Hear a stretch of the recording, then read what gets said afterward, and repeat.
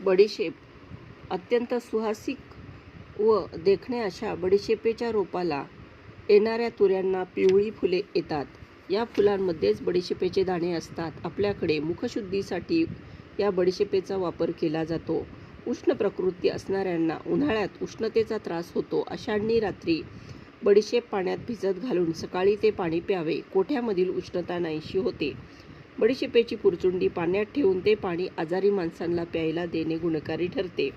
पित्तज्वर बरा होण्यासाठी बडीशेप पाण्यात उकळावी व साखर घालून प्यायला द्यावी. अर्धा किलो बडीशेप अर्ध्या लिटर पाण्यात 4-5 तास भिजत नंतर ते पाणी थोडे थोडे उकळून घ्यावे, गाळून घ्यावे व पुन्हा 400 ग्रॅम साखर घालून घट्ट सरबत बनवावे.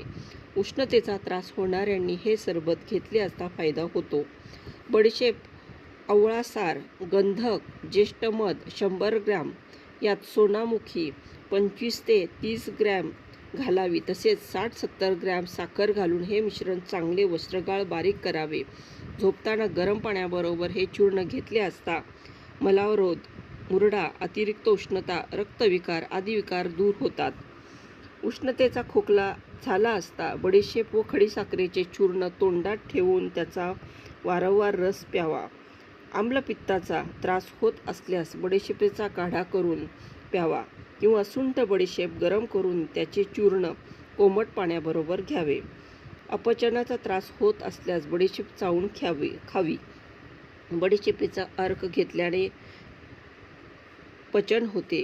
तापाने येणाऱ्या उलट्या बऱ्या होतात. बडीशेपेचा काढा साखरेतून घेतल्यास उलटी होणे बंद होते.